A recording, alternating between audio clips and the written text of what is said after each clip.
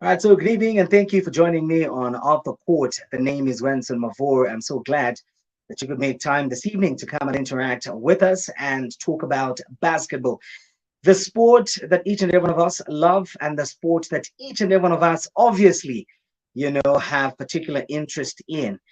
And this evening we will be looking at the Zambia International Basketball Tournament that will be hosted in a few weeks from now in Zambia.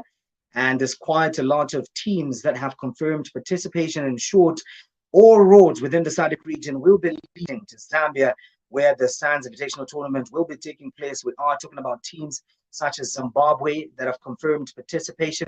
We're talking about teams from neighboring Malawi that will be taking part. We are also talking about teams from other countries such as Namibia. And of course, later on the show, we'll be able to hear which other countries will be taking part in this particular tournament. We'll be joined later on by an interesting panel that I'm sure you did see the picture that I posted on my Facebook page under the handle Winton Mavoro, giving you a snippet of the people that I'll be interacting with this evening. And we'll not just be talking about the tournament that is coming up per se, but we will be also delving into some of the issues with regards to basketball in these respective countries, just to have an insight on what's happening in those respective domains where basketball is concerned. So later on, I'll be joined by, of course, Kuda will be joining me as the person that is the focal point on this particular program or on this particular tournament. He will be giving us quite some insight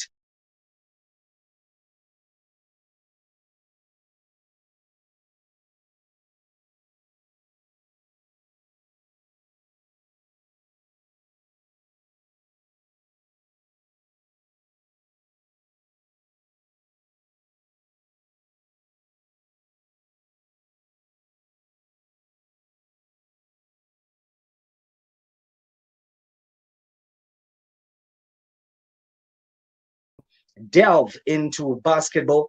And of course, I know that some of you that normally take part in this show will be very active. In fact, I would like to say continue. So remember, this is your platform. We discuss basketball, and everything that we talk about here, basketball oriented, is entirely an open kind of platform arrangement where you are at liberty to be able to showcase or rather contribute to the conversation and ask your questions that are basketball related, of course. So we are talking about the Zambia Basketball International Tournament. It will be happening in the next few weeks, being organized by Monali's Sons. And as indicated earlier on, I am expecting quite an interesting lineup. So Conrad Msonda will be joining us later on. I have just communication that he will be with us later on. So as we get to start the show, I would like to find out from you guys. What are some of the expectations that you have for the Suns' upcoming tournament? By the way, Green Buffaloes, the Zambian Forerunners, the winners of the Bridging Sports Foundation International Tournament, will be taking part, looking to defend their trophy. And on the show this evening, I expect to be joined by Coach Isaiah Kabindima, who is the head coach of Green Buffaloes, a man who's doing extraordinary things for the military outfit. So he will be sharing some of the knowledge where basketball is concerned and what people should expect, particularly the Green Buffalo fans, as they will be taking part in this tournament. And of course, I'll be talking to Chengetai Makawa from Zimbabwe, representing Lynx basketball. So all my Zimbo brothers and sisters, you have to tune in tonight and make sure that you let us know what's happening within the league and also show support to your very own Chengetai. And I will be joined by Lusungu Banda, all the way from Malawi, our cousins just next door here on the eastern part of Zambia. She will be also telling us what's happening with the University of Lilongwe Archangels Basketball Club and what they will be bringing to the table when we talk about the Zambia International Basketball Tournament later on the show. And I can see that Kuda is here. Good evening, Kuda. Are you able to hear me? Good evening, Kuda. Are you able to hear me? My brother, how are you? I can hear you loud and clear. Thank you for hosting us. Very much okay. Thank you very much, Kuda. So I was just telling the fans and our viewers this evening that obviously the Major Antwoord will be joining us later on as we start the program. And what I wanted to first of all find out as we just kickstart the conversation, first of all, you being the coordinator and organizer, how has been the reception from teams that you've invited all across the SADC region?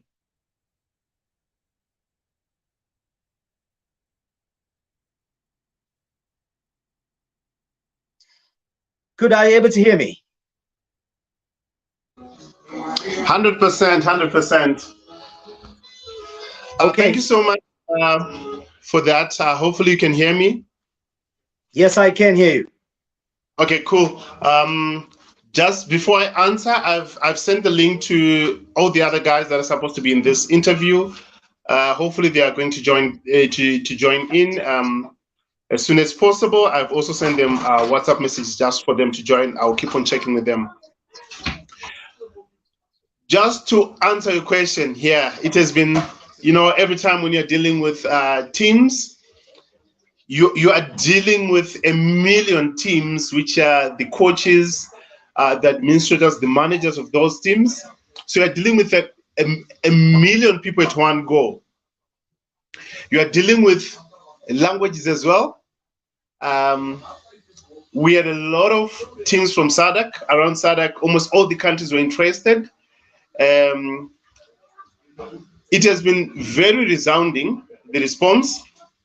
What I only had a challenge with from most of the teams was the commitment from their leagues, their national league, and the other activities that are mandatory for them to participate in their country.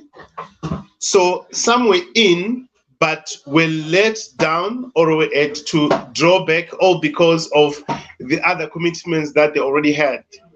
Yes, Zambia tournament has been there for all these years, and it was cut a bit because of COVID, but I'm happy to say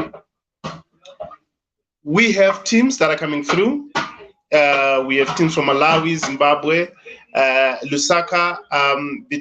The few sports that are left, I think I have one sport for men and one sport for ladies. I'm anticipating a team also from either Zimbabwe, Namibia, and Botswana. So I'm hopeful that I'm going to have those teams coming through so that we expand on the country's presentation that are coming through to this event. So in a nutshell, that's what I can say. When I spoke about language barriers is when I was speaking to my guys from Mozambique, there are some that will tell you that, hey, Kuda, yes, you have sent us an invite, but can you Google translate everything and send us after it has been translated to Portuguese? You see, so when you're following up as well, calling everyone, you wanna tone down a lot on your language that you know of. From my end, which is my mother tongue, which is the one that I know of, which is English. So you want to try and get everyone involved. The guys from Tanzania, what they speak, their language, the guys from Mozambique, Angola, etc. So it's a lot of trying to have an engagement with the fellow brothers and sisters from around SADC, and you want to try and get everyone to be comfortable with their own language that they really want you to express yourself in. So in a nutshell, yes, Kuda, what's in for the teams? Do you think it would have been more encouraging if the prices for second on third teams, no matter how little it may be? Oh, okay, great question, man. Great question. Thanks. Yeah. If for your question, I don't know. Do I have to tackle this one right now? Yes, Kuda. In fact, I was actually almost telling you to say there's this important question right now concerning the prize money. So just maybe tell us, and this is the biggest motivating factor anyway for the majority of teams in Zambia. So just go ahead, tell us what is really in it for the teams is there a prize for third and say second and third? Thank you so much for that question, Ephraim Onel Mutondo. It was going to be good if I know where Ephraim is listening from. Nevertheless, we don't have a prize for number threes. He's in Zambia. For number threes, which is the we have never had a prize for the number three since we started the tournament. This year, from the prize money that has been there, it went up. It went up drastically. It was a huge increase from the last prize money. And also this year, the prize money for the male and the female, it is the same. If you see our poster says, let's go 50-50. Yeah, let's go 50-50, which is 2,000 US dollars for men, number one, 2,000 US dollars for ladies, number one. There's no prize money for number twos. We just thought this year, let's go all the way to the number ones. So the number twos are going to get silver medals. Okay, so Huda. Yes. So is there I like the fact that you have deliberately taken an approach of 50-50, and I would like to maybe for you to amplify a little bit on this. The issue of gender in sports has always been a challenge. Gender parity. A lot of people have been calling for us to have gender parity in sports. So the 50-50 for the prize money, is this a deliberate approach to be able to show that in as much as this tournament attracts a lot of male teams, it is also cognizant of the importance of having women to participate? Oh, thank you so much for that. So in a nutshell, it doesn't really attract more male teams. Just to clarify that, what it does, for example, this year, before I answer your question, so we set a target to say this is the deadline for payments. So if I'm to show you my email inbox and my WhatsApp, I have more than 9 female teams as we speak that still wants to come through, but we set a deadline. We have done a dummy fixture that accommodates a certain number of teams based on the number of courts that we have, based on the number of officials and the officials' budget that we have put across, right? So we can't go further than what we have budgeted for. And the teams that didn't pay on time, it also evaporates trying to balance the number of teams per gender. So in a nutshell, we're supposed to have 24 teams, which is 12 masculine and 12 feminine, but we couldn't get to that. Right now we're at 12 masculine and 8 feminine, which is a total of 20 teams. So, but we have a maximum of 24. If we are going to have more ladies teams saying, hey, I want in and I want to pay today. If I get 4 teams, which would take it from 8 that we have currently to 12, we are going to have 12 feminine and 12 masculine across the board. The theme is to have 4 teams per pool. So right now, as we speak, the pool, we have 2 pools, which is 4-4. From the pool stages, they'll go to quarterfinals, semifinals, and finals. The masculine, we have 3 pools, 4 of each. Of the 4 of each, we are going to rank teams according to seeding. Then number 1 to 8 will be eligible to play the quarterfinals. Then we have semifinals and finals, right? So going back to your question, sport has evolved. It is not a secret, and not shy away and ignore the fact that women have really pushed to show the world that they can do it and they can do other things way better than men.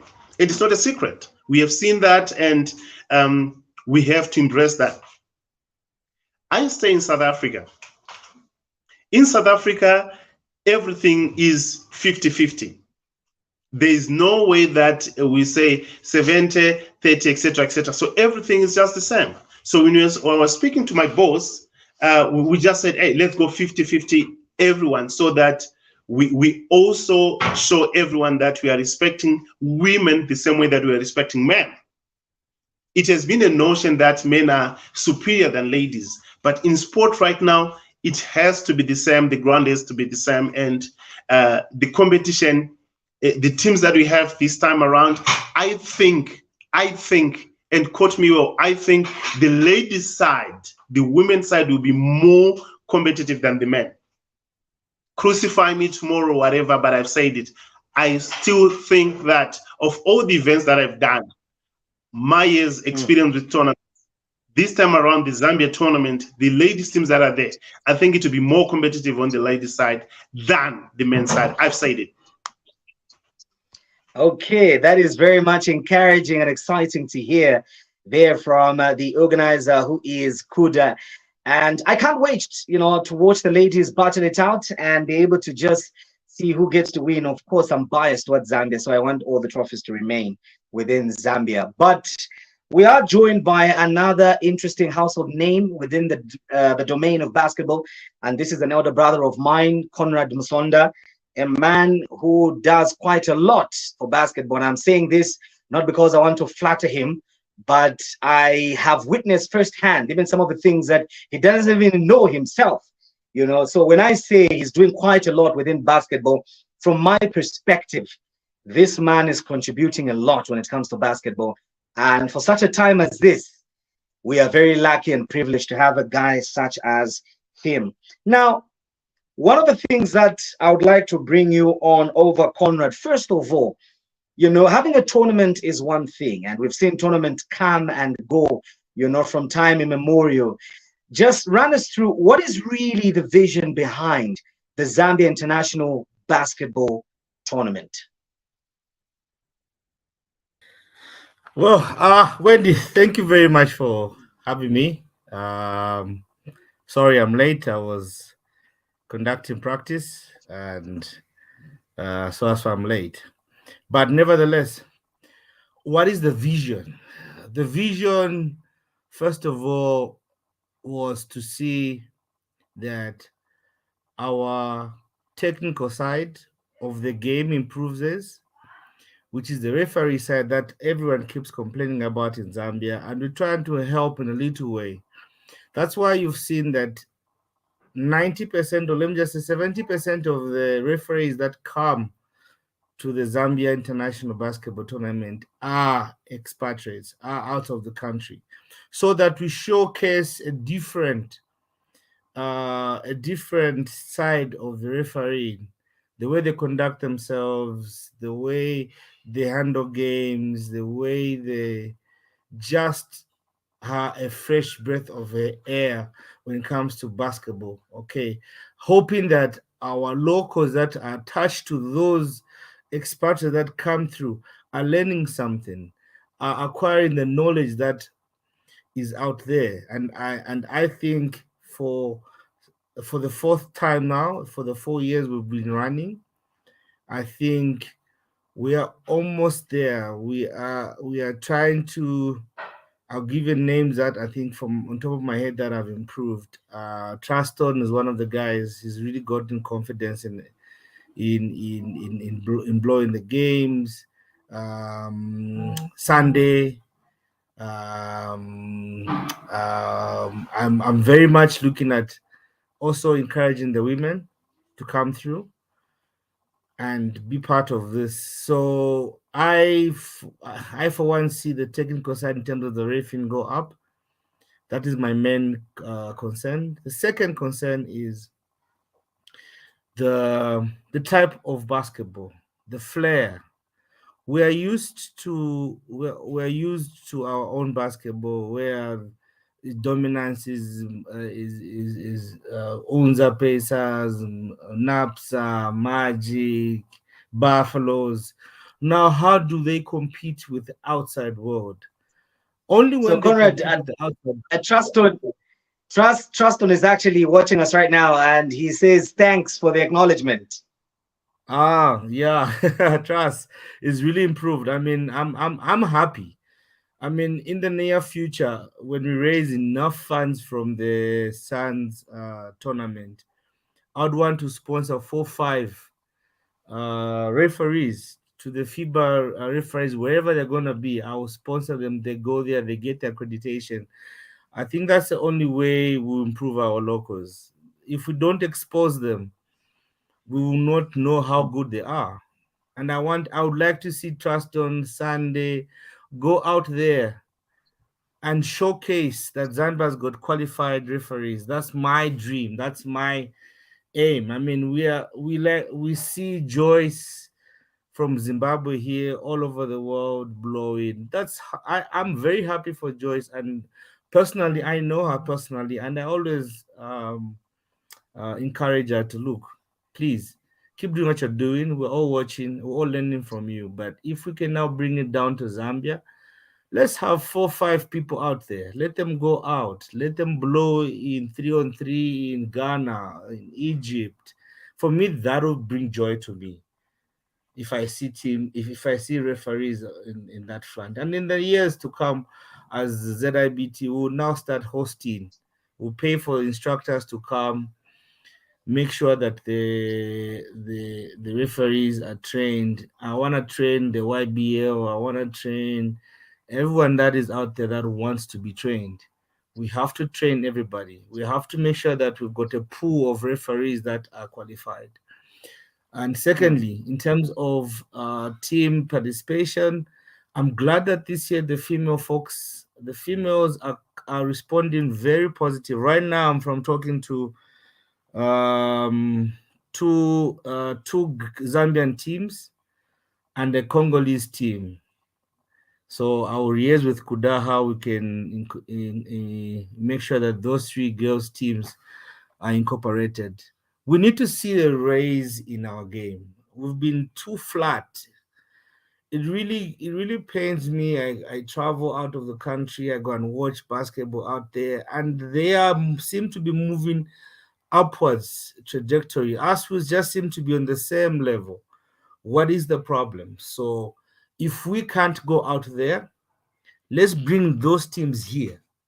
Bring them here. Let them showcase their basketball here. We learn from them. After we learn from them, we now are able to now make sure that our national team, our club championship preparations, our road to bar preparations are different, because you've seen what the world is preparing and how they're playing. We also have to make sure that we get to that level. How do we do it? Let's expose ourselves to these things. So let's bring all the. Look, for me, if I had another auditorium, I would probably even want to run this tournament for 1 week. If we have 50 teams, let's have it for 50 teams. But resources and infrastructure doesn't allow us to go beyond the number that could have, say, 24. So we'll try and see how best we can do it. Maybe next year we'll try and go for 4 days, maybe 5 days. I don't know. It's on the plan. Okay, interesting submission there from Conrad. And what is very encouraging is the fact that, the tournament seeks to improve basketball generally. Sometimes when you're in the same environment, you get all too familiar with yourselves and think you're actually doing the correct things without knowing that once you go out there, people are doing better, and by interaction, you could learn positive things. But Kuda, there's a question for you from Gertrude Kim. She wants to find out that the finals for the women, will they be played last, or the last game in the finals will be for the men? Kuda, are you there? 100%. I'm here, my brother. Very good question. From, I think is that Gertrude, my little sister. That's a straight answer. The dummy fixture that has been released to all the teams that are participating clearly states that the females are playing first, the finals at 3 p.m. on Sunday. Then the men are playing the finals at 5 p.m. So it is the females first. When the females are done, it is the male that are playing. We have never had females playing first at this tournament. It has always been the females play their finals first, then we have the men playing second. Hopefully I've answered that fully. Thank you. Okay, you have answered that one, Kuda, adequately. Now, let me again go back to Conrad. Now, you mentioned something very, very interesting and very, very exciting to me when you talked about creating a platform where our referees and other stakeholders within the basketball world would have an opportunity to interact with other professionals within basketball from across our borders who are well traveled, who've learned quite a lot within the game. Not to say that ours are not well traveled, but who can give them a fresh and different perspective altogether. You know, growth, you know, we can always learn from each other. So what I wanted to ask was, and I have to make mention that I can see that Chengetai, I think, has been trying to join the conversation, but apparently she's struggling a little bit with network, but we will try and we will wait for her to come through and just let us in on what's happening in Zimbabwe. But coming back to you, Conrad, apart from the referees and the opportunity that they will have to interact with other referees who will come, is there an initiative, say, on the sideline of the tournament, maybe a day after, a day before, or I don't know how, but is there an initiative, say, for these professionals that are coming on to interact with our local stakeholders, such as the referee, the young coaches, and everybody else, just for them to be able to learn and also get to interact, say, mini clinics, interactions of any sort? Is there such a thing? Oh yeah. What happens mostly before the tournament starts is that we get together, all of us, organizers, referees, then Kuda and team run through the rules. Also, they do referee clinics and table official clinics. So whoever is listening and wants to come and be part of the clinic, you're most welcome. We will make sure that you're attended to and you get the knowledge that you need to get. But we always have a referee clinic or refresher course just before the tournament starts. So Kuda and team, so all the referees that are expected to be in this tournament get here on a Wednesday. Wednesday, by 20 hours, everyone gets here. So Thursday, the whole day, they're relaxed. Thursday, they walk around, they get to interact with different referees, teams. If your team's in NASDAQ, they'll visit you, talk to you, just to socialize and pass knowledge. So to answer your question, yes, we will have a referee clinic. And this time, if the coaches will be in on time, say Thursday, 20 hours, I'd like them to meet. There's Mike coming from Germany. So Mike is a well-renowned coach. He's coming to just to have a chat with us. So we will now make sure that the coaches as well are catered for. You can have a one-on-one with Mike, ask him all the questions that you want to ask him. What is he doing in Zambia? Ask him hard questions. How do you coach in Germany? All of those questions. We'll make sure that we provide a platform where everyone can interact before the tournament starts. Again, for me, Conrad, that's a major win, and I believe a step in the right direction, where you talk about also exposing our coaches and everybody else. Recently, we know that our boys, you know, our young coaches, our emerging coaches were in the United States of America.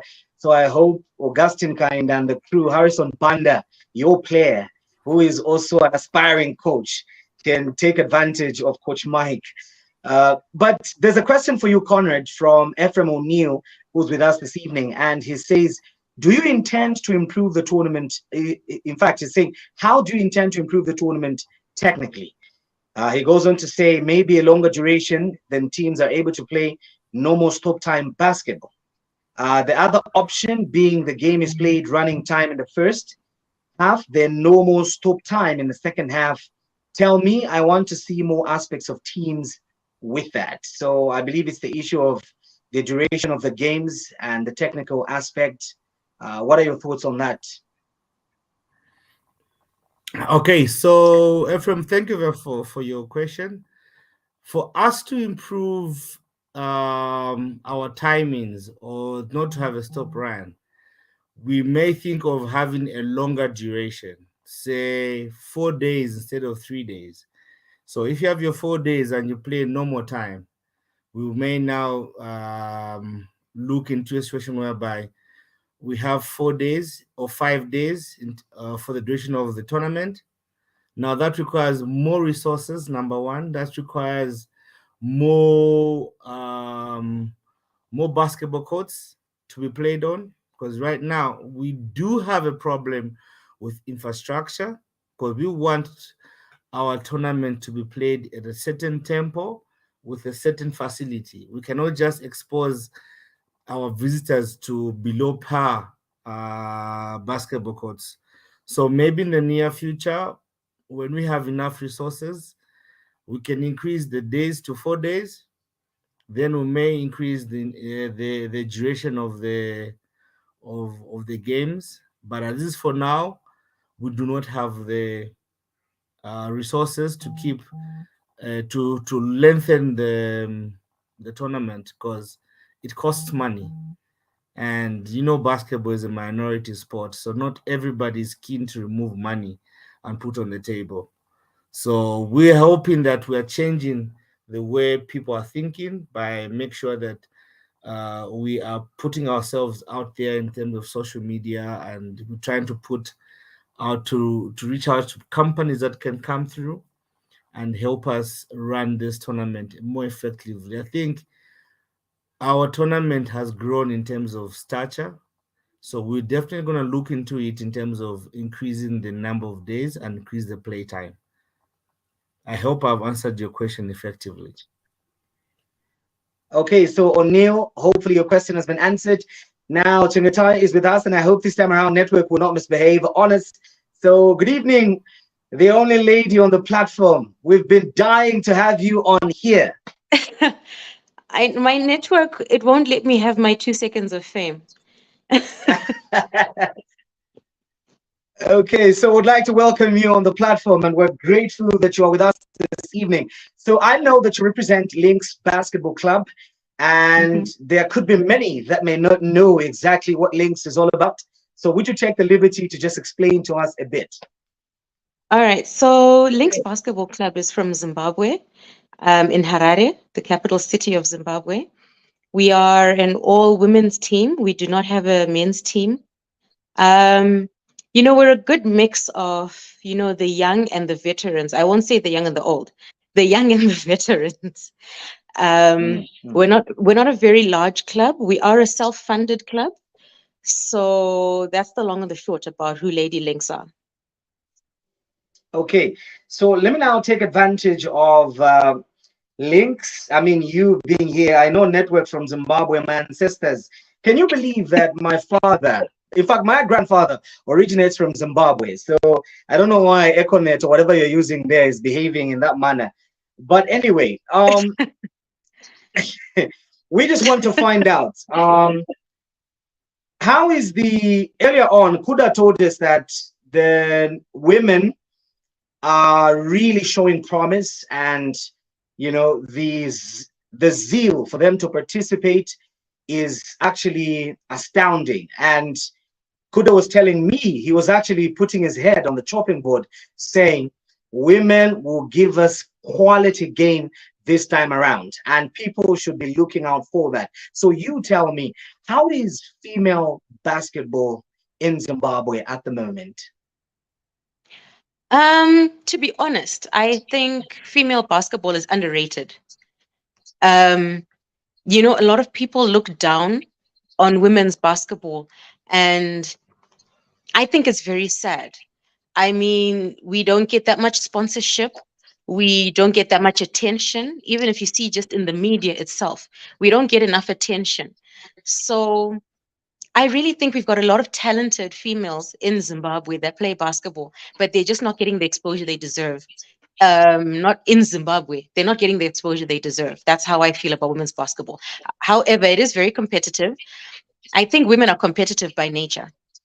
So it is very competitive. Of course, you'll have a few rivalries here and there, but friendly ones, you know. Um, Women's basketball is growing, especially in the schools.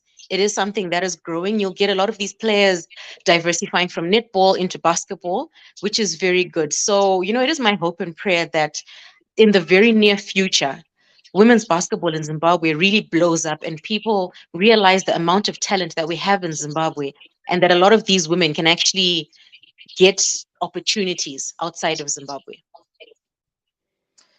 Okay, interesting there. So, Wallace, you're still on. I will again throw another question to you.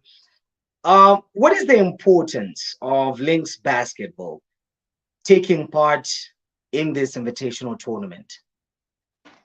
You know, any exposure is good exposure. So, as I did mention, we are a self-funded club. So it would be nice if, you know, we could go out there, be recognized, um, and have, you know, some local companies see us out there and trying so that we can actually get some sort of sponsorship. So that's one of the main reasons why it's important for us. It's important for us to also just have some time to play on different court surfaces, meet different officials, see how other countries are running their leagues, because we do have, you know, members in our team that are maybe Zim team managers and things like that.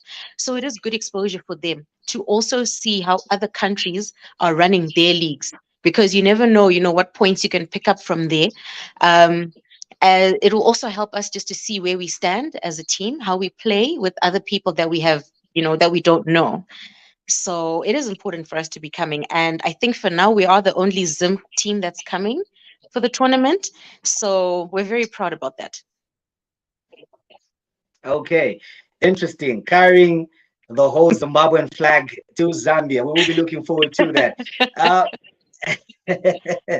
yeah, always, you know, as they say, it's either the battle of the Zambezi or the battle of the Victoria Falls. So we hope Lynx has everything it takes to defend the bragging rights.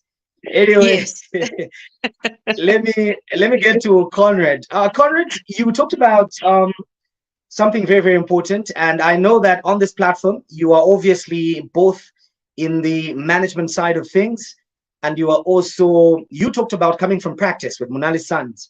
And I just wanted to find out from you, Conrad, how is the camp in the Monali Suns team? And for those, by the way, that may not know who Suns is, they are one of those who are a force to reckon with when it comes to Zambian basketball. It's one of those, you know, it's one of those Real Madrids that we have in Zambia. So you know what that means. Anyway, I don't need to say much. But Conrad, how is the camp in the Monali Suns? Are you preparing? Are you guys ready mentally, physically? Okay, yeah, it's hard. So I have to take off that hat of chairman now I'm now listens. We've been ready though. We've been ready for some time now. The good part about everything is that we're coming from the season that ended abruptly for us, didn't go according to what we had planned with the national championship. So I think my players have grown in terms of stature. So from that failure, they have come with so much energy, so much enthusiasm into this. So they will probably give all in this tournament. I think you see a different Munali Suns this year.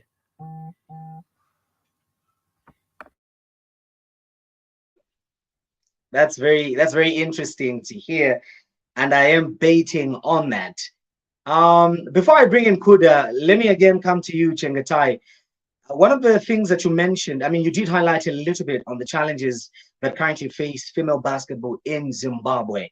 And in Zambia at the moment, I can tell you we've got quite a number of my sisters, across the Zambezi that have come here, added competition, and showed our women that, basketball can be played differently. The flair that Conrad was talking about, the Zimbabwean women have already shown that they have that flair. And I must say, it has done us pretty well as Zambia. And what I wanted to find out is, how are you encouraging and harnessing such talent out there? Is it really developing basketball, say at national team or at local level?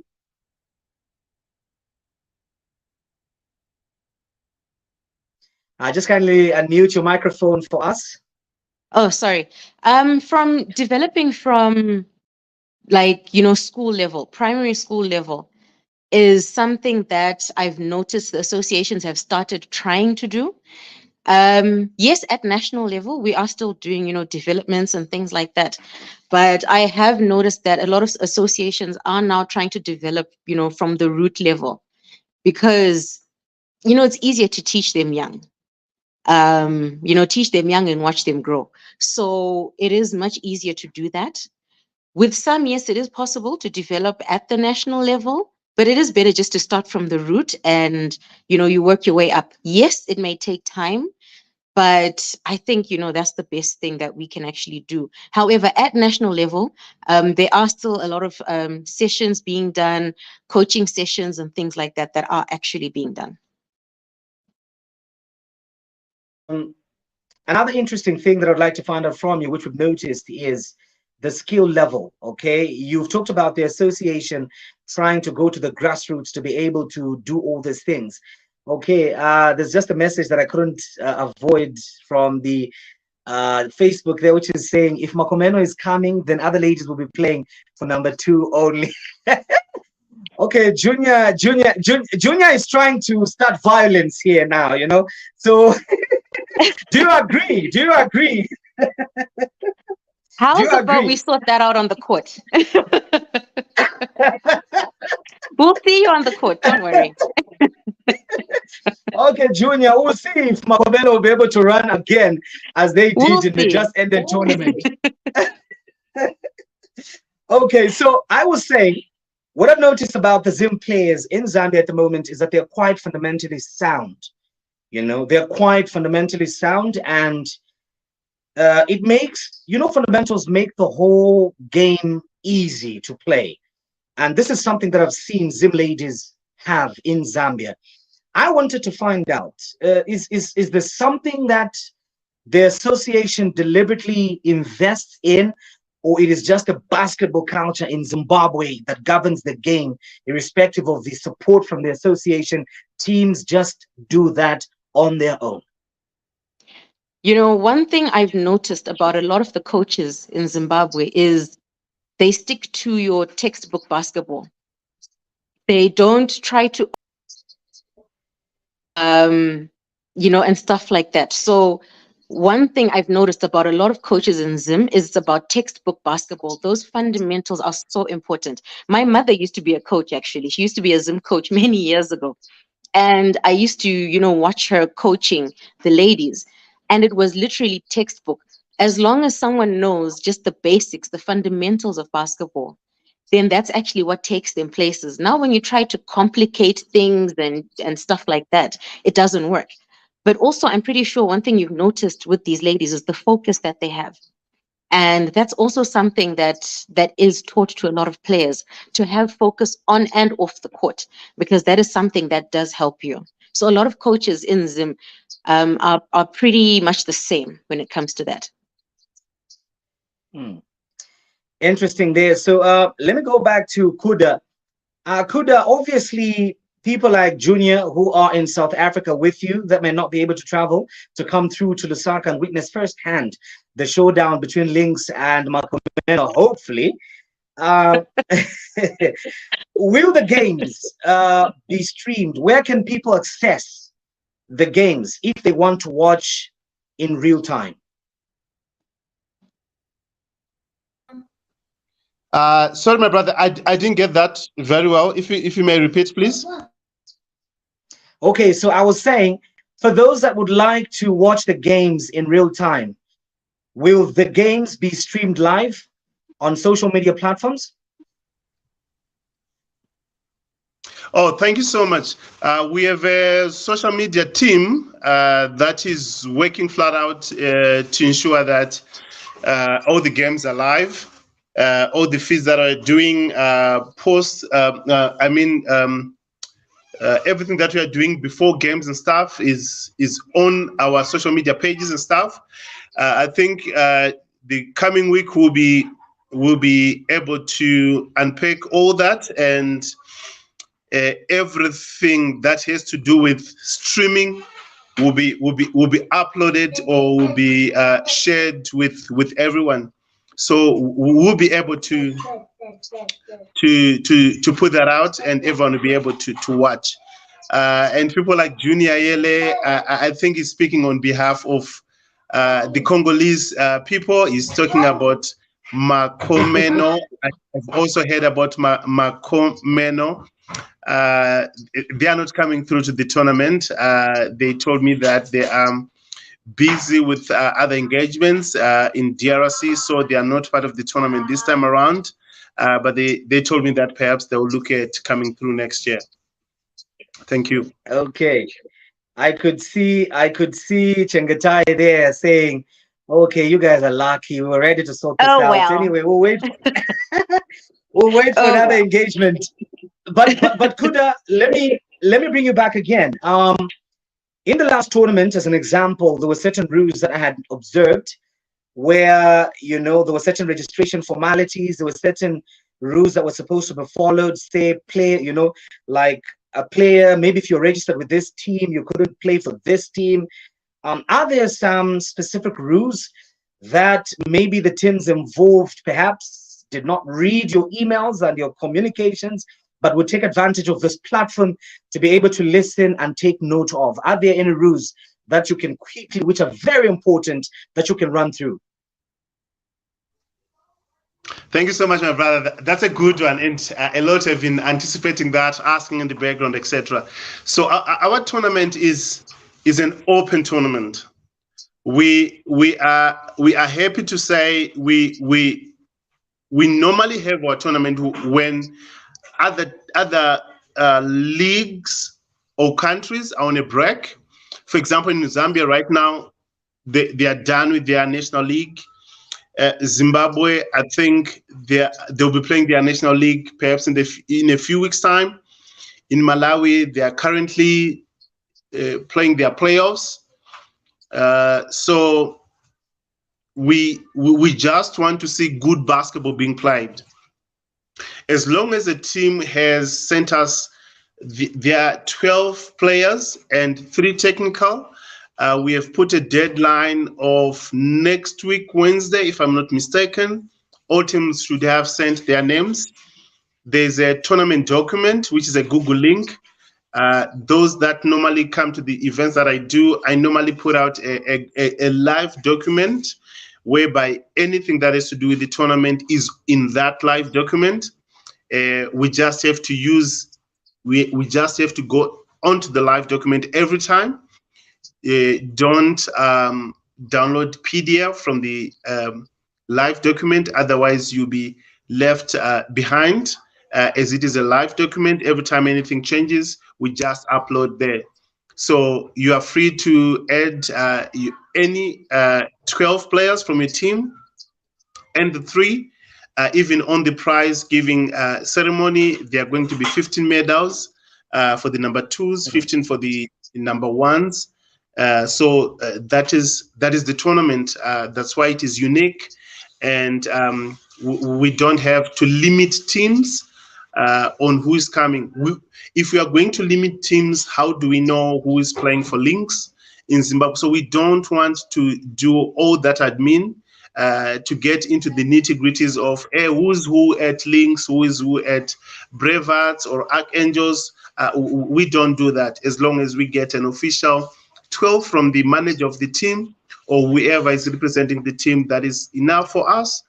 Then everything else, we just want to see it on the court, and the best team has to win. And allow me to say, may the best team win as well. Thank you. Okay, so Junior Yele has got a question, but or maybe if I go to Conrad, Kuda, let me bring you back on. Junior has got a question there. He says he would like to find out on the issue of the final list. I know you touched on this earlier on when we were starting, but for the sake of Junior who wants that information, are you able to just quickly run through?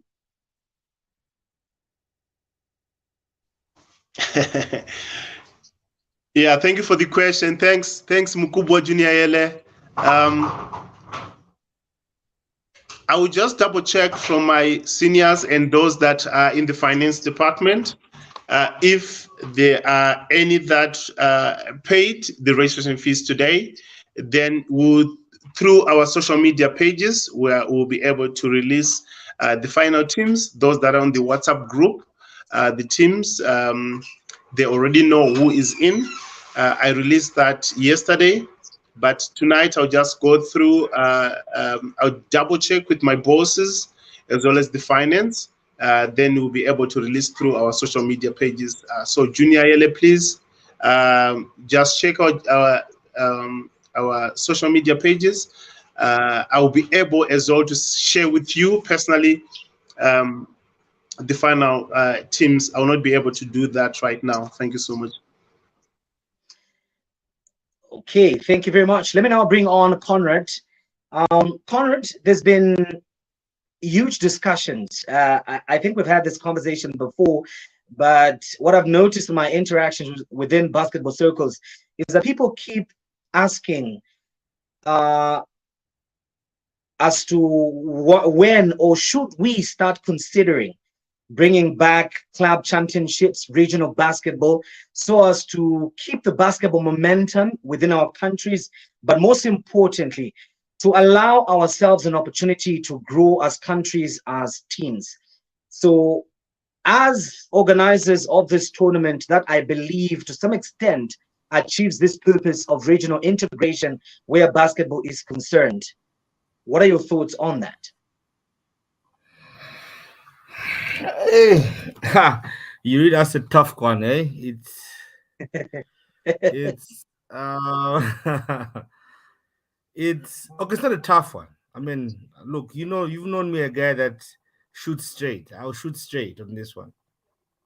Mm, The reason why club championship didn't continue and has not taken good interest in a lot of clubs is because of the finances that come with it. There's a lot of money being spent on the clubs, and you pay this to FIBA, pay that to Zone 6, pay this, pay that, pay this. That's a whole lot of money. mm, So, one of the initiatives that we came up with was to build a Southern African Basketball League, which I was a pioneer. I don't lie. We reached a very high level, but when we reached a very high level, certain people in the committee started pulling out because they are friends with guys in FIBA, Zone 6. They started getting threats from Zone 6. If you do this, we won't support that. Then Zone 6 came on board. They wanted to take the most important component of the SADC league, which was the technical. Then we said, look, technical, we will not surrender to you. You can take anything else, but technical and finance will not surrender to you. This is where basketball is. So if we control the technical part of it, then the whole essence of this SADC league would die. Then people started saying, look, if you guys are not agreeing with Zone 6 FIBA, we don't want to be part of this drive. We don't want to do this, we don't want to do that. So that's how that dream of having a SADC league fell. But trust me, if we had stayed together and had the sometimes swallow a bitter pill for the greater good of everybody. Okay, mm. if you could sacrifice one friendship for the greater of Ubuntu in Southern African, why not? But we got a lot of people backing out of the committee, say no, FIBA has not accepted you guys, blah, blah, blah, blah, blah, blah. So everything just died a natural death, in short. But from that, it has brought a certain pattern that if you've noticed that in Malawi, there's a tournament. Okay, in Zambia, there's a tournament. In Johannesburg, there's a tournament. In Zim, there's a tournament. In Botswana, there's a tournament. Okay, I'm here in Swaziland. There's another tournament coming up in June. So from that frustration, it ought to go down to each country having its own tournament and inviting clubs from those tournaments. I, for one, have been one of those advocates of having to lower costs of basketball so that it can have a broader reach and a lot of people come through, because it's very expensive to run basketball, too expensive. But if we lower the costs of playing basketball in ZIBT, I'm happy to do that.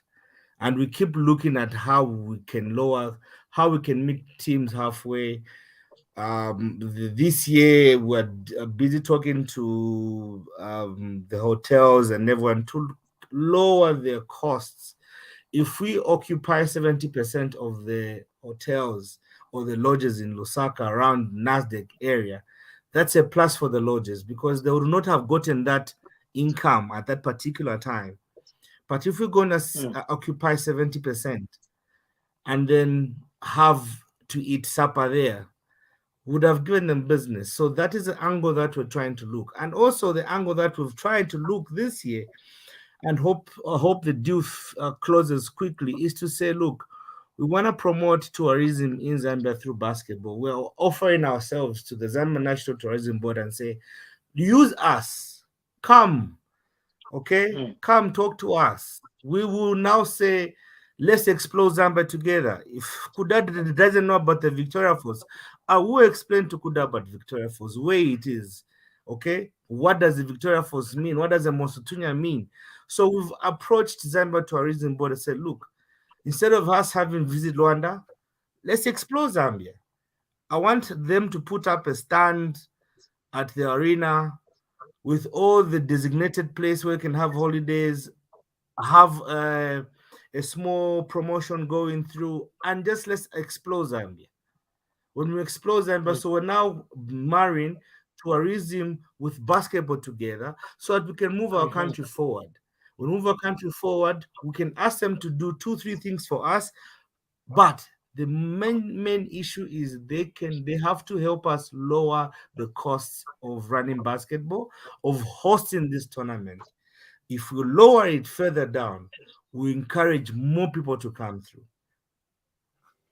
My submission. So, Conrad, you mentioned something very, very important, Conrad, and I like your line of thinking. I like your line of thinking. Very progressive indeed.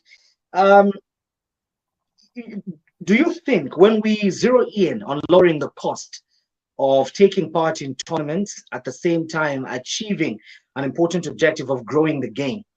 For example, we have the TAG Zambia International Basketball Tournament. Where we're going, would you be open or would you entertain an idea of, say, it stops being Zambia International Basketball Tournament, but it becomes SADC International Basketball Tournament?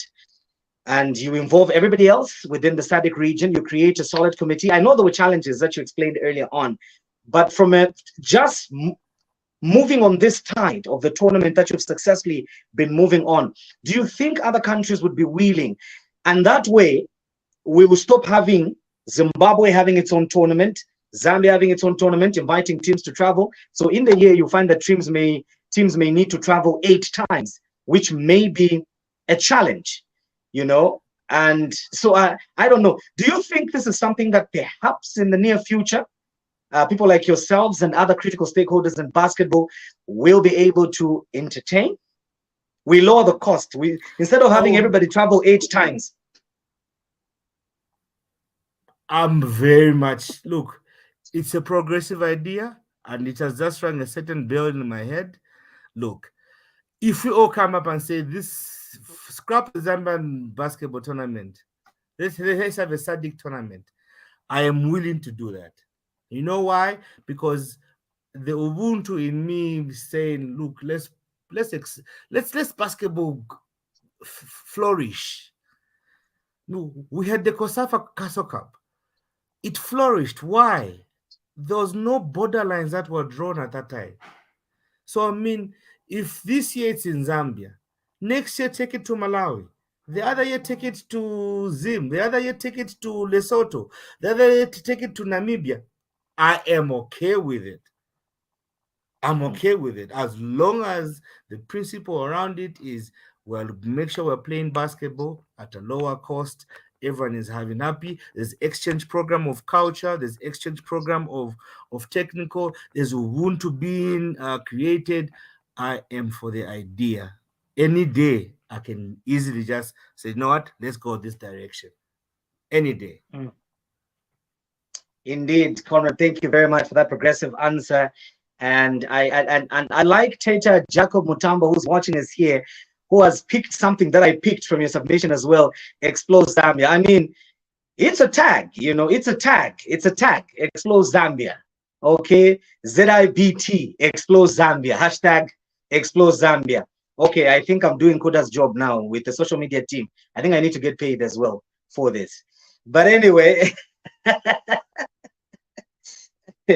But anyway, moving on. Let me bring in Chengetai before we get to Kuda. Chengetai, earlier on I mentioned that we've got a couple of Zimbabwean professionals playing in the country at the moment within the feminine division and also the male division. We also have, I think I've seen, I don't know whether we have one or more from Congo playing in the feminine division as well in Zambia. And I had earlier indicated that, of course, their participation has improved basketball, okay, in the country, together with our girls who are also working hard and improving day by day to improve the sport. So how is the league in your country when we talk about women? Is it professional? Is it semi-professional? Is it amateur? And this is something that, you know, I've noticed leagues across the SADC region, you know, are still struggling with, you know. So how is the Zimbabwean league?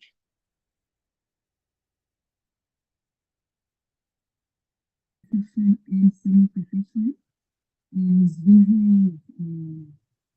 we have two separate leagues. We have what we call it Super Six. Just kindly check where you place the phone. You sound a little bit low. Okay.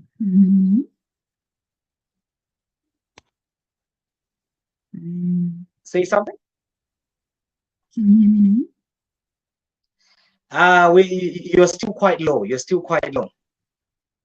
I don't know. Are you using headsets or something? No. You're still quite low. I'm still quite low. Yeah, you're still quite low. You sound hollow. You know, you sound hollow. I don't know. Maybe it's the headsets or something. I don't know. Just try to remove and plug them again. All right. Is it okay now? It is okay now. All right, that's good. Sorry about that. So like I was saying, in Zimbabwe, I think we have professional and semi-professional league. We have what we call the Super Six, which is the top clubs in the country that play in that, in Harare, that play in that league, which is called Super Six, the top clubs. And that's very competitive, to be honest. You know, the games, they're insane. They're absolutely entertaining to watch. And then we've got like the A-League. Note, I am talking about Harare here. So we've got our A-League, which is where our team plays, which is also pretty competitive. I think there's about 8 or 10 teams, ladies teams that are there. And what's lovely about these teams is, you know, like I said, you know, there's the young females, then there's the veterans that are there. And the veterans are always schooling the young ones. We even have school teams that are in the league. So this is, you know, it is very good and competitive. It brings competition. Bulawayo also has quite a few ladies teams that are there as well, also competitive. I love Bulawayo teams. I love their spirit. I love their energy. I love everything about them, their focus. Their league is amazing, well organized, beautiful. Other provinces do have their leagues. So, you know, it is it's both professional and semi-professional. Okay, okay. Let me bring in now Kuda. Kuda, I would like you to build on what Conrad mentioned earlier on. And he told us, encouragingly so, that the management, the committee, the executive board is willing to have this tournament hosted beyond Zambia. So, building on that, you've been interacting with focal people from different countries with regards their participation in this particular important tournament. Is there a willingness from them, assuming Chairman Conrad told you and said, next year we are going to Swaziland or Eswatini? Are people willing within the SADC region to be able to take on the responsibility of hosting this tournament? Are you interacting with them, helping them to understand the nitty-gritties of organizing this event that you've successfully been hosting? Thank you so much, sir, for the question. There's been lack of competitive basketball across SADC. That's how I can start answering this question with this line. So people have been starved of just playing basketball. You right now, what is there is BAL. But you pose the question to Conrad regarding the FIBA club championships, etc., etc., etc. So I think that's where the lack is, from being used to playing regular Zone 6 Afrobasket to posing and playing BNL. So I think that's where the barrier is, and that's where the line is. The Swaziland tournament that most teams have played at is the same as the Monali Suns Zambia International Basketball Tournament. Why do I say that? They were stopped because of COVID. Right now, many teams want the Swaziland tournament to come back. We have been trying to talk to the powers be to bring it back. Talks are still on, the same way as we have about the Zambia tournament. All of us will remember that when COVID started, we pulled all strings to have this tournament, and it happened. When we had restrictions, etc., etc., etc., we still had the tournament, and it played. Meaning that everyone still wants to play, everyone wants their teams exposed, everyone wants to travel, everyone wants to play basketball. Conrad will tell you that there are teams that he has seen year in, year out, participating in many tournaments. One exceptional team, it is the Monali Suns basketball team. They've traveled to Malawi, they've traveled to Swaziland. Griffin Kaula's team from Malawi, they've traveled to Swaziland, they've gone to Zimbabwe, they've traveled to Zambia. We can go on and on and on talking about teams that have traveled to more than 2 countries before COVID. We can go on and on, meaning that there is need for more competitions in SADC, perhaps stretching it to COMESA. There is. And people talk now and then to say, hey, Kuda, when is this happening? When is this happening? When is this happening? I'm happy. I'm glad that Conrad and his team have managed to bring back the Zambia tournament. And we have had a resounding response from teams across SADC who wanted to come through. Some couldn't beat the target to pay the registration fees, but I would like to believe that next year when Conrad says, hey, we are coming back again, we are doing this again in Zambia, I would like to believe all these teams that couldn't come through or that didn't put their hand up now would want to come through next year. I would like to believe when Conrad says, hey, Kuda, can we take this to Zimbabwe next year? The same teams will be able to say, hey, Kuda, can I come in? Can we all go to? I want in to go to Zimbabwe. I want in to go to South Africa, etc., etc.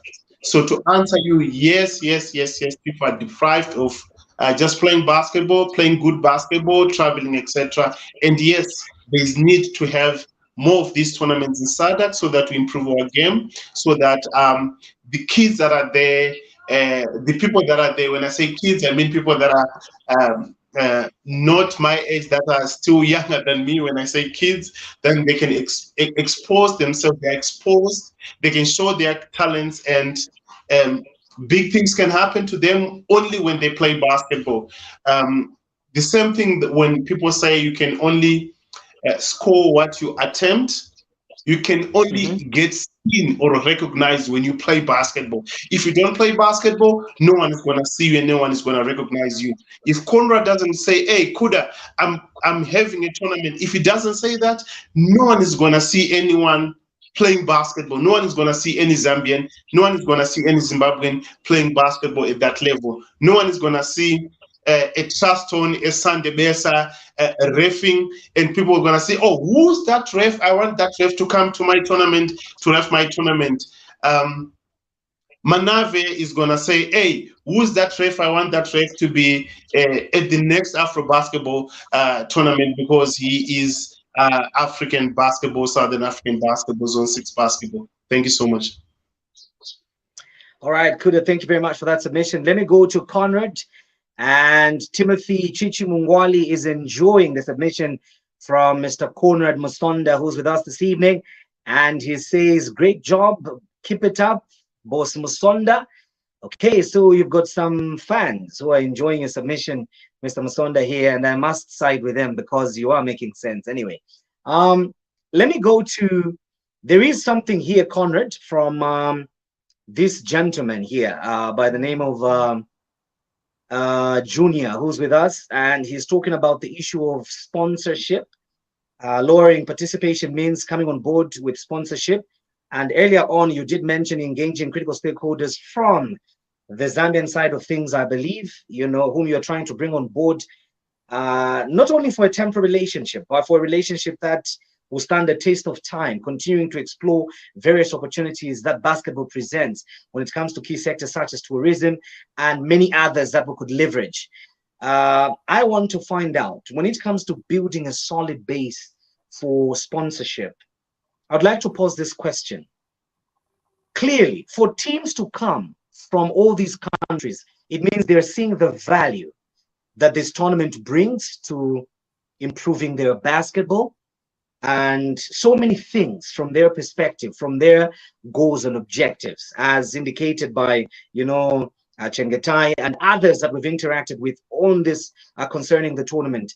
What I want to find out from you is, how can Zambian Basketball Federation or the leadership in basketball, now this is coming because of what Junior said at the end there. He says, the thing that keeps weighing down sponsorship is bad governance in basketball. Now, I must be very clear. We're not accusing anybody of bad governance in basketball here, but what I want to find out from you, Conrad, is how can ZBF leverage this tournament, clearly whose value has been testified to by many people beyond Zambia?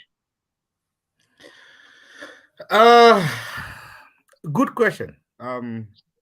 And Junior, nice, good comment there, though. I must say this, and I think I've always said this. Always place value on something, even on a product, even on anything that you're doing. Place value it, give it value. What do I mean by that? When we started the ZIBT, okay, I would have quickly said, let me get a technical director from Zambia, because it's Zambia. But I said to myself, look, Kuda has been all over. Whatever cost comes with me having Kuda on board, I will pay. What did I do? I added the value to it because he's a renowned, known tournament director. He's done a lot of things. He's well known in SADC. So whatever cost comes with Kuda coming to onto my team, I have to bear it. Secondly, what was now agreement between me and Kuda was 70% of the technical staff must be FIBA accredited. So when you get a proper referee blowing your game, okay, that you are not familiar with, you don't even know that person, and is blowing very excellent. Whatever cost comes with having those referees in Zambia, we'll pay for it. Okay? So it is all about placing value. When you place value on it, on something, you will not let it go down. You will try by all means to make it happen. Then, thirdly, be truthful.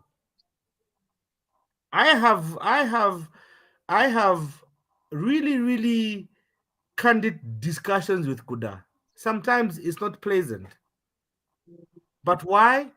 Having candid discussions opens up a lot of truth and transparency and closes rumors and lies.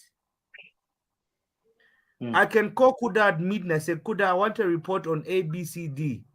He knows that this guy wants this thing from a good perspective and from a good heart. That is why I make sure that all of us are on the same level playing field. If we're communicating, it better be communicative effectively. If we are writing something, it better make sense what we're writing. Okay? If we're going to go to social media, it better be truthful and it's better to the point and should not offend anybody. All of these things put together attracts good people, attracts good teams to come to a tournament. Okay? If you are open, my phone doesn't stop ringing. Anyone that calls me any time in the night, I will pick up. I will discuss with you. Send me a WhatsApp, I will reply to you. That's why this tournament has been progressively growing because of the team that I have. Call Maguni anytime she'll pick up. Call Kuda, he'll pick up. Call Bamwape, he'll pick up. Call Gwen, she will pick up. Everybody has got a role that they play and they're accountable in their role. So in terms of accountability, Maguni is accountable for accommodation. If Brevat gets here and they do not know where they're sleeping, they don't have to call me. I have to now call, hey, Magun, where they're sleeping. She's accountable for that. At the end of the day, we compile a report and say, here is a report, what we've done and dusted. And we review as a committee. Where we lacked, we take it. Next year, here, make sure we do this. Here, make sure we do that. All of the departments are ticked and someone is responsible. After the end of the day, we now share reports to the stakeholders. Who are the stakeholders? Our sponsors, for number one. They need to be thanked. We send them a report, how the tournament moved from day one up to the end. They receive that report. They receive the thankful thing we always do on our platforms.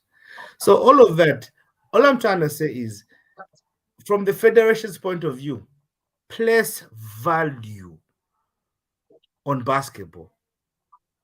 If you place value on basketball, then you say, whatever it takes, this basketball has to move forward. Better do it. And better be a person that will take in criticism. Better be a person that who have heavy conversation, uncomfortable conversations.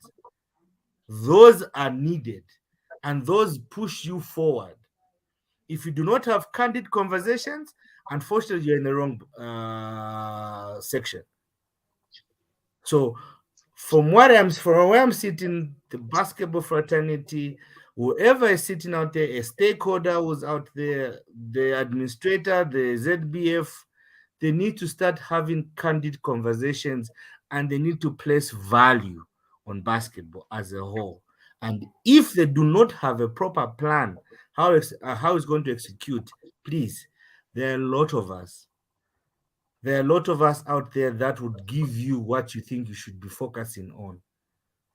I, for one, I'll tell you, in my basketball circles, I will speak to Mbofana, I will speak to Kelvin Benz, I will speak to Griffin, I will speak to Balat, I will speak to Kuda, I'll speak to Liz. All of these, I'll speak to Coach Mwape, I'll speak to Coach Obed. Okay, I'll speak to other guys that are not in the basketball fraternity but are sitting outside. I always inquire, if we did this, can it land us here? Kelvin Benz, last year, what do you think happened here? What should we do next? And Kelvin always gives you the bitter pill, but that bitter pill is a lesson for you. Is a lesson for you. So we need to have candid conversations and place value on basketball. If we don't do that, we will keep lagging behind and it will just die a natural death. The Angolans place value on their basketball. Mozambicans place value on their basketball. So, Conrad, just allow me to cut you. So just allow me to cut you short because of time. And but still on the same thought, Ephraim O'Neill Mutondo here talks about or wants to inquire. This is a question that Kuda earlier on tackled, but I would like to get it from your perspective after having given us insight into some of the steps that you're taking to bring about sponsorship for this tournament and basketball in general.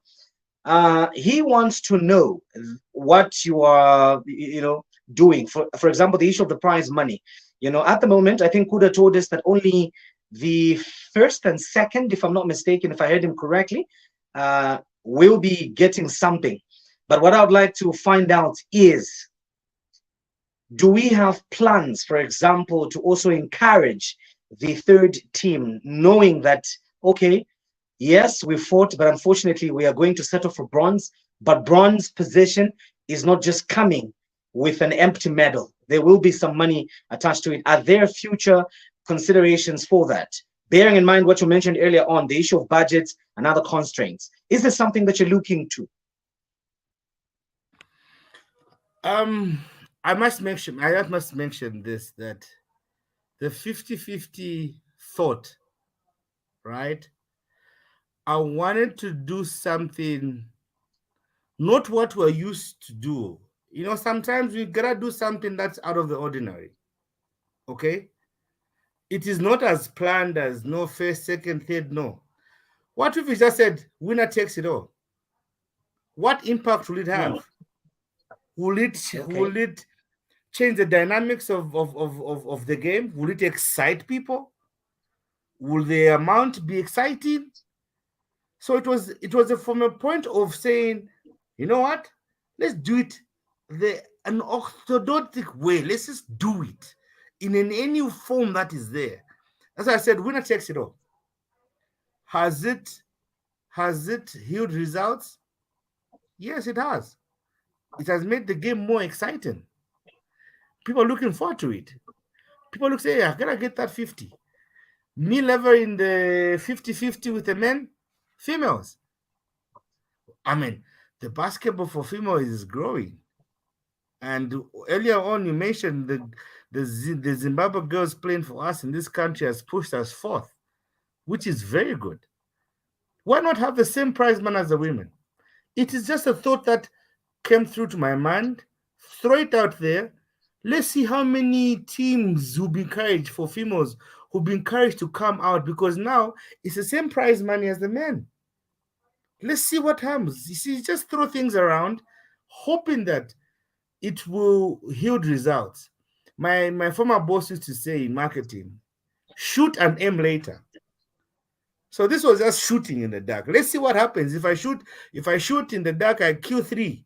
Well and good. Yeah, that's just my thought. Okay, interesting submission there, Conrad. Allow me to bring in now the only lady on the platform, Chengetai from Zimbabwe. And from you, Chenge, if you allow me to call you that, I would like to Yes. find out. Earlier on, Junior said something very important, the issue of governance, okay, being a make or break for African basketball. Make or break for African basketball. The state of our governance ultimately will determine whether this game will grow to a point that people can actually build life within the game. And I'm talking about rewards, I'm talking about economic advancement and all these avenues. So, from a Zimbabwean basketball governance perspective, would you say you guys are doing okay or you have a long way to go? Honestly, I think we still have a ways to go. We could still use a lot of assistance in, the way we run basketball in the country. I'm not saying we are pathetic. I'm not saying we are bad, but I am saying we have so much potential. The fact that other countries are taking most of our players and our players are playing for them means there's a little bit of something that we're doing right here for them to represent us well out there. But we still have a bit of a ways to go. We still need to be getting, that sponsorship. I love how Conrad spoke about accountability and as well as the tough conversations, the uncomfortable conversations.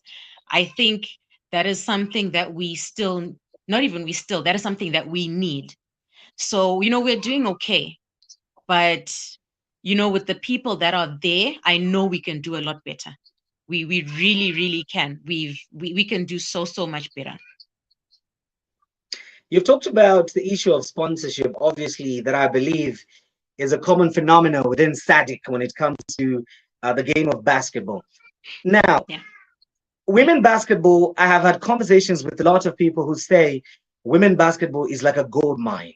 Those that have proper structures and those that have proper strategies, which they're implementing, they are capable of yielding serious gains from women basketball.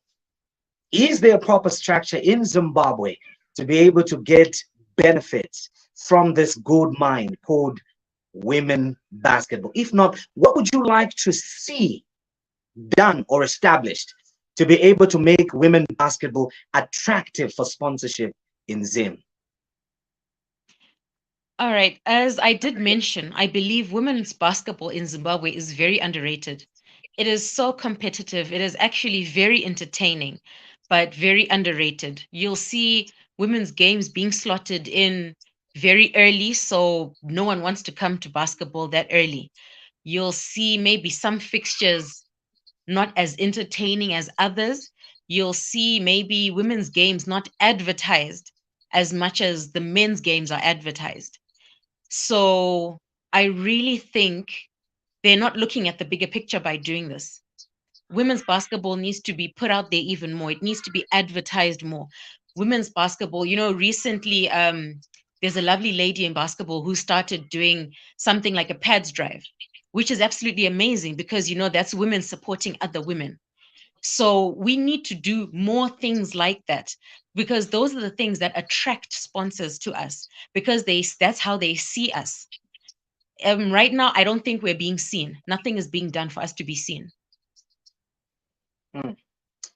Okay, interesting submission there. And I believe that the relevant authorities are watching and they're, of course, Yeah. listening. And like we always say, our conversations here are nothing but progressive and developmental. We don't want to point fingers at each other distractively, but we want to tackle critical issues that will help us improve and develop at the end of the day. Now, I know that we could go on and keep talking about basketball, but we have to bear in mind that, time is of the essence, and whatever goes up must eventually come down, as they say. And Sekuru Martin here, another Zimbabwean export. Ish, these Zimbabweans one day will take over this country, man. Okay, so don't worry, Sekuru is my friend.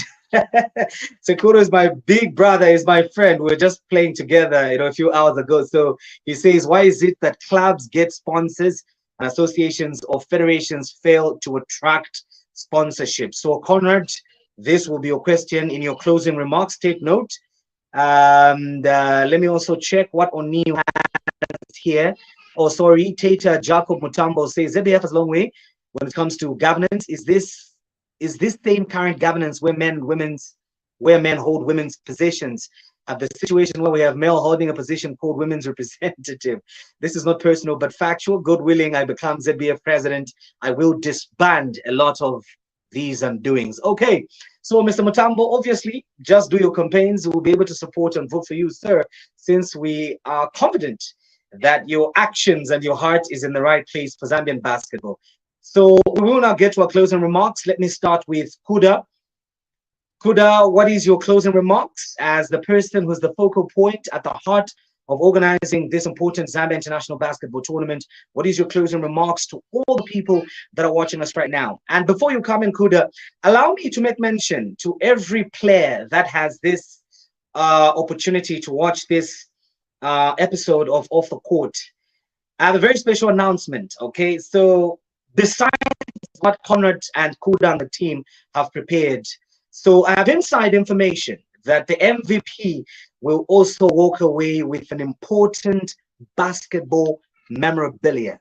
I will not disclose what this memorabilia is, but all of you players that are taking part, please give your all on the court, as there's this reward that is also lurking somewhere. So Kuda, over to you for the closing remarks. Well, about about the MVP, I'm not sure about that. I'll double check with my boss, but yeah.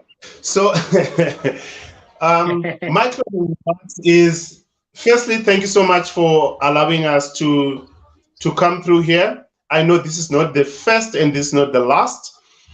We still have more teams that are going to come through. Perhaps I'll ask you perhaps to have a time slot that is earlier than what we had today, perhaps, if that is possible. Number two, all those that are tuned in today, those that are not tuned in today, yourself, I anticipate good basketball that we are going to witness in Zambia. As always, we always witness good basketball. There are local officials that are going to officiate. There are also international FIBA officials that are going to be there. So we are anticipating good officiating throughout the tournament. The last one for me, I know everyone is really waiting for the pools for the groups. I reiterated on the group of the teams that we are going to use the rankings from NBA, their National League, whichever countries that are coming from outside, we're going to use their rankings from wherever they are coming from. The teams that we don't know of, the leagues that we don't know of, we're just going to do a guesswork after we have done our research on the respective teams. So I'm anticipating good basketball that is going to be displayed in Zambia. And may the best team win. And I anticipate good sportsmanship throughout the tournament from all the teams, and all the best to everyone as people are doing their final preparations. I will mention one team. I follow Green Eagles basketball. Yesterday they showed their women in practice session. So I think all teams are practicing, bruh. All teams are practicing, and all the best to everyone. Yes. Thank you so much, everyone, and good night. Thank you. Okay, thank you very much, Kuda. Over to you, Chengetai. What is your closing remarks? As Lady Links, we are excited to be coming to Zambia. These Zambia tournaments are close to our hearts. We love traveling for them. COVID ruined it for us, but we're happy that, the tournament is up and running. We're excited. We're training. We can't wait. We really can't wait. And we just want to thank you so much for giving us the opportunity to be on your show. Everyone come out in your numbers, whichever country you're in, fly to Zambia, take a bus to Zambia, drive to Zambia. Let's support each other. Let's make Africa basketball great. And, for all the women basketball players out there, let's blow up the sport. Let's make it amazing. Thank you, guys. All right, thank you very much, Chingatai. Conrad, the floor is over to you. So obviously, the first thing that Sekuro tackled is why is it that clubs find it easier or manage to get sponsorship as opposed to federations? Classical example is Zambia, and there's the issue of the take note of the 24-second clock, please. So in your closing remarks, you may kindly include those. Okay. You see, sponsorship is in a lot of ways. Okay. I think I'll not say for the federation. I'll say it the way it is. The problem that we have is that you go out there and start selling. You start selling a product that you have not placed value on. What do I mean by that? Your federation just going to say we want 20,000 kwacha because you got A, B, C, D, F, G running through the year and everything. Instead of you saying, look, we don't want your money. Okay. We have the referees committee that needs sponsorship every day. We need the flow. We need the equipment. We need this. Tier it. When you tier it in that way and say, look, for me, I want you guys, don't give me the money. I don't want to touch your money. Pay into that account. When you pay into that account, these things will happen. When it's paid, when those things are happening, you now come and say, please come forth. This is what's happening. You make sure that your hands are clean when you're showing this. Progressive reporting. Always report on any little thing that is happening. Also, proposition selling. If I give you X amount of money, if you pay for me my referee's kit, I'll allow you to brand the whole place. How many do I need? I need 300. For 300, sir, my local funds in a month are 400 or 500. So everyone that comes there, they will be seeing your advert, they'll be seeing your thing. All those value propositions must be there. It's always it's a question of give and take, not just take. No, also give them something that they're looking at. Okay. In other terms, once they donate to you, once they give you, please acknowledge in the media. It's free. Acknowledge in the media. Write to them. Thank them. Make them feel happy. But remember, you've promised numbers. Numbers don't lie. You better bring out the numbers. We don't pay attention when writing these proposals. We just want to write. Proposals always have to come with a nice table and say, X amount of money given me, you have X amount of things that I can do for you. These are the things that you'll do. Okay? So you gotta have a table that shows everything that you're going to do progressively. And be specific what you're looking for. That's where the difference is. Number three, the last one. People sponsor people they know, people they trust. It's very easy for me to get up and go to Coca-Cola and say, Coca-Cola, I want 25 t-shirts for the ZIBT. I've worked with them. They have seen how I work openly. They will give it to me. Now, if someone from the federation goes, ask the same thing that I've asked, they'll think twice because there's no track record there. But for me, there's a track record. So it's easy for me to sell my club because I'm there. People give sponsorship to people they know, people they trust. And your value propositions in your proposals must make sense. Companies do not want to sponsor hard cash. Don't ask for cash. Exchange value for cash. Exchange ideas. Don't pay me the money as Martin Sekuru. No, I want to buy 100 t-shirts from Drake and Goham. They play there exactly. Give them the receipt, put it properly, acknowledge them. A receipt must be attached. Send it back to them. That way, you're building rapport. That way, you're building trust and governance. Always, don't touch people's money. I've always said it.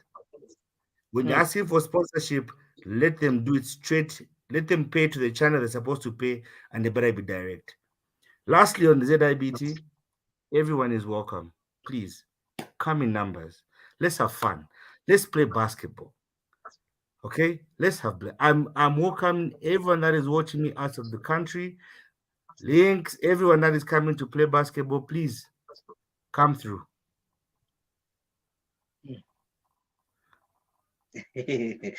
Okay, so obviously, okay, I know you're looking at that. Yeah, but that's not for me to answer. That's for someone else. So for me, I mean, for me, come, let's have fun. It's basketball that we love, and I thank you very much for you to host us on your show. It's doing very well, and I've always told you, my brother, it always starts like this: little things, built brick by brick, expand it. You want more ideas? We're here. We will support you 150%. I thank you. All right, thank you very much. That was Conrad Msonda, the chairperson of the Zambia International Basketball Tournament. And when he's wearing another hat, we know that he is with the Monali Suns basketball team, one of the formidable sides within the Zambian Basketball League. And this has been Off the Court with me, Wenson Mavor. Thank you for taking the time to watch. And let me repeat the announcement I made earlier on. So what I was talking about, this memorabilia that I was referring to, is outside what has been prepared by the Zambia International Basketball Tournament organizers.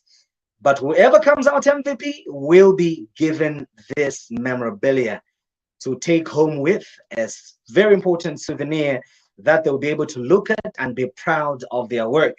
So to all the players that are watching us right now, especially Tito Njovu, you know, a very good friend of mine who I always say is a finished basketball player.